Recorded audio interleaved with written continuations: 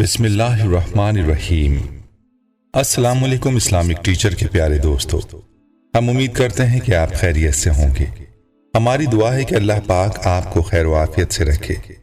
پیارے دوستو، کلیجی کے بارے میں اکثر لوگوں کے ذہن میں ایک سوال موجود ہوتا ہے کہ کیا ہمارے پیارے آقا صلی اللہ علیہ وسلم نے کلیجی تناول فرمائی یا نہیں، اور بعض حلقوں میں یہ بات مشہور کی گئی کہ حضور اقدس صلی اللہ علیہ وسلم کلیجی نہیں کھایا کرتے تھے۔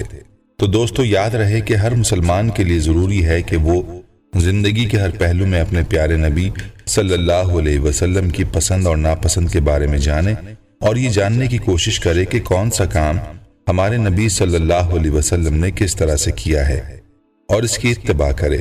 یہی پیارے آقا صلی اللہ علیہ وسلم کے ساتھ محبت کا تقاضا ہے۔ آج کی ویڈیو میں ہم آپ کو احادیث نبویہ صلی اللہ علیہ وسلم کی روشنی میں یہ بتائیں گے کہ کلیجی کے حوالے سے اصل کہانی کیا ہے، عید الاضحیٰ کے موقع پر کلیجی کے استعمال کا سنت کا طریقہ کیا ہے، کلیجی کھانی چاہیے یا نہیں۔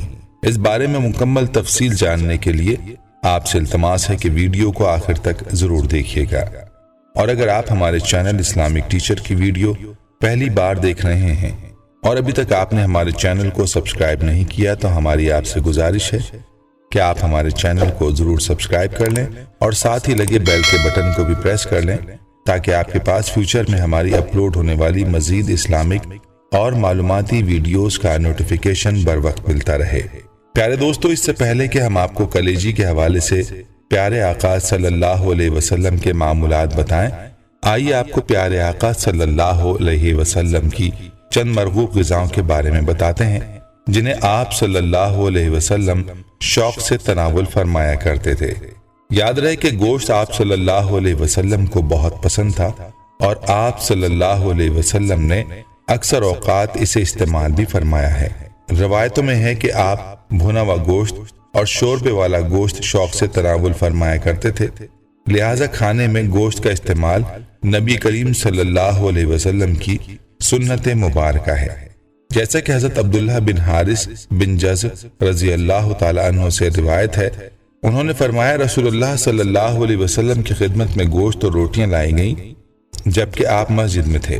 آپ صلی اللہ علیہ وسلم نے تناول فرمایا اور ہم نے بھی آپ کے ساتھ کھائیں، پھر آپ نے کھڑے ہو کر نماز پڑھی اور ہم نے بھی آپ کے ساتھ نماز پڑھی۔ بروایت ابن ماجہ۔ حضرت عمرو بن امیہ سے روایت ہے کہ انہوں نے نبی اکرم صلی اللہ علیہ وسلم کو بکری کی دستی کاٹ کر کھاتے دیکھا جو آپ کے دست مبارک میں تھی۔ اتنے میں اذان ہوئی تو آپ نے اسے اور وہ چھری جس سے آپ اسے کاٹ رہے تھے وہیں پر رکھ دیا اور نماز ادا فرمائی۔ بروایت مشکات۔ دوستو، کھجور بھی آپ صلی اللہ علیہ وسلم کی مرغوب غذاؤں میں شامل ہے۔ یاد رہے کہ کھجور عرب میں بکثرت پایا جاتا ہے۔ یہ پھل حضور صلی اللہ علیہ وسلم کو بہت پسند تھا اور آپ صلی اللہ علیہ وسلم نے اسے بکثرت استعمال فرمایا ہے۔ کھجور صالح خون پیدا کرتا ہے، معدے اور جگر کو قوی کرتا ہے، بدن کو فربا کرتا ہے، لہذا کھجور کا غذا میں بکثرت استعمال حضور صلی اللہ علیہ وسلم کی سنت ہے۔ اس کے فضائل و فوائد میں احادیث بھی مروی ہیں، چونکہ حضرت سعد رضی اللہ تعالی عنہ کا بیان ہے، انہوں نے کہا کہ جو صبح کے وقت 7 اجوا کھجوریں کھائے تو اس روز اسے کوئی زہر یا جادو نقصان نہیں پہنچائے گا۔ بروایت مسلم شریف۔ دوستو، شہد کو بھی آپ صلی اللہ علیہ وسلم نے بہت پسند فرمایا ہے۔ یاد رہے کہ شہد ایک قسم کی مکھی سے حاصل ہوتا ہے، وہ پھلوں کا رس چوس کر ایک چھتے کی صورت میں شہد جمع کرتی ہے اور پھر اس چھتے سے شہد نکالا جاتا ہے۔ اللہ عز و جل نے قرآن مقدس میں شہد کے حوالے سے فرمایا، اور تمہارے رب نے شہد کی مکھی کو الہام کیا کہ پہاڑوں میں گھر بنا اور درختوں میں اور چھتوں میں، پھر ہر قسم کے پھل میں سے کھا اور اپنے رب کی راہیں چل کہ تیرے لیے نرم و آسان ہے۔ اس کے پیٹ سے ایک پینے کی چیز رنگ برنگ نکلتی ہے جس میں لوگوں کی تندرستی ہے، بے شک اس میں نشانی ہے دھیان کرنے والوں کے لیے۔ سورہ نحل۔ دوستو، حضور اکرم صلی اللہ علیہ وسلم نے شہد کو بھی بہت پسند فرمایا اور جب بھی آپ کو میسر آتا آپ تناول فرماتے۔ شہد میں اللہ عز و جل نے خصوصی فوائد رکھے ہیں، اس لیے حضور صلی اللہ علیہ وسلم نے خود اسے تناول فرمایا اور دوسروں کو بھی اسے استعمال کرنے کا حکم فرمایا۔ جیسا کہ حضرت عائشہ رضی اللہ تعالی عنہا سے مروی ہے، رسول اللہ صلی اللہ علیہ وسلم میٹھی چیز اور شہد پسند فرمایا کرتے تھے، باروایت بخاری شریف۔ دوستو، حریرہ جو کہ گھی، آٹا، چینی اور دودھ ملا کر بنایا جاتا ہے، یہ کمزوری دور کرنے کے لیے مفید ہے۔ نبی کریم صلی اللہ علیہ وسلم نے اسے پسند فرمایا، خصوصاً آپ صلی اللہ علیہ وسلم نے اسے بخار میں استعمال کرنے کے لیے تجویز فرمایا۔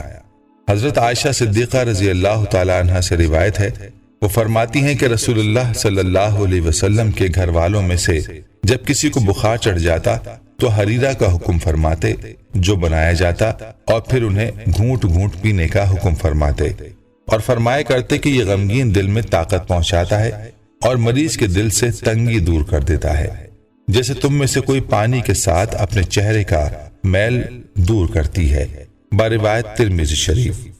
دوستو، یہ تھی چند غذائیں جو آپ صلی اللہ علیہ وسلم کی پسندیدہ تھیں۔ آئیے بات کرتے ہیں کلیجی کی، اور پہلے آپ کو وہ روایت بتاتے ہیں جس کو بیان کر کے لوگوں کے ذہن میں یہ غلط فہمی پیدا کی گئی ہے کہ کلیجی نہیں کھانی چاہیے، اور آپ صلی اللہ علیہ وسلم بھی کلیجی نہیں کھاتے تھے، اور اس کے پیچھے وجہ بھی بیان کی۔ لیکن یاد رہے کہ اس حدیث کی کوئی حقیقت نہیں ہے، یہ روایت اس طرح بیان کی گئی ہے۔ ہمارے نبی صلی اللہ علیہ وسلم ایسی چیزیں استعمال نہیں کرتے تھے جس میں بدبو ہو، اگرچہ وہ حلال ہو۔ حلال ہونے کے باوجود جن چیزوں میں بدبو ہوتی ہے وہ آپ صلی اللہ علیہ وسلم استعمال نہیں کرتے تھے، جیسا کہ آپ صلی اللہ علیہ وسلم کلیجی نہیں کھایا کرتے تھے۔ کلیجی خون سے بنی ہوئی چیز ہے، اس میں ہیک ہوتی ہے، حلال ہے، کھا سکتے ہیں، مگر ہمارے نبی صلی اللہ علیہ وسلم نے نہیں کھائی۔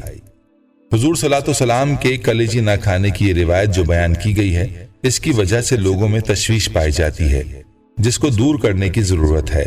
دوستو، حقیقت کیا ہے، آئیے یہ دیکھنے کی کوشش کرتے ہیں اور آپ کو بتاتے ہیں کہ کلیجی کے بارے میں شریعت اسلامی کیا کہتی ہے، کہ آیا ہمارے پیارے نبی صلی اللہ علیہ وسلم کلیجی کھایا کرتے تھے یا نہیں؟ کیا انہوں نے کلیجی کے بارے میں صحابہ کرام رضوان اللہ علیہم کو کلیجی کھانے کی ترغیب دی یا نہیں؟ دوستو، جہاں تک سوال ہے کہ کیا ہمارے نبی صلی اللہ علیہ وسلم کلیجی استعمال کیا کرتے تھے، تو اس بارے میں ابن ماجہ کی حدیث ملاحظہ فرما لیجئے۔ روایت میں حضرت ابن عمر رضی اللہ تعالیٰ عنہ فرماتے ہیں کہ رسول اللہ صلی اللہ علیہ وسلم نے ہمارے لیے 2 مردے اور 2 خون حلال کیے۔ 2 مردے تو مچھلی اور ٹینڈے ہیں، اور 2 خون کلیجی اور تلی ہے، یعنی دونوں جانور بغیر ذبح کے حلال ہیں، کیونکہ ان میں بختہ خون نہیں اور نہ ذبح کرنا، جس کو اللہ کے نام پر نکال دینے کے لیے ہوتا ہے۔ جب وہ چیزیں ان میں نہیں تو ان کا ذبح بھی نہیں۔ جہاں تک آپ صلی اللہ علیہ وسلم کا کلیجی کھانے کی بات ہے، تو اس حوالے سے ایک روایت میں یوں آتا ہے کہ حضرت بریدہ رضی اللہ تعالی عنہ سے مروی ہے کہ نبی کریم صلی اللہ علیہ وسلم عید الفطر کے دن اپنے گھر سے کچھ کھائے پیے بغیر نہیں نکلتے تھے، اور عید الاضحیٰ کے دن نماز عید سے فارغ ہو کر آنے تک کچھ کھاتے پیتے نہ تھے، اور آپ قربانی کی جانور میں سے ابتدا کلیجی سے تناول فرمایا کرتے تھے۔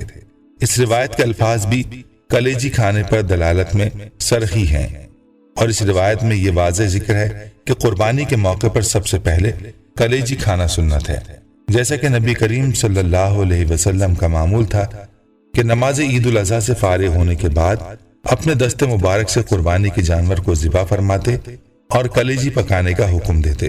جب وہ تیار ہو جاتی تو اسے تناول فرماتے۔ تو اس روایت سے معلوم ہوا کہ قربانی کرنے والوں کے لیے یہ سنت ہے کہ قربانی کے گوشت میں سے سب سے پہلے کلیجی کھائی جائے، اور اس میں نبی پاک صلی اللہ علیہ وسلم سے مشابہت ہے۔ یاد رہے کہ اہل جنت کو جنت میں سب سے پہلے اس مچھلی کی کلیجی کھلائی جائے گی جس پر زمین ٹھہری ہوئی ہے۔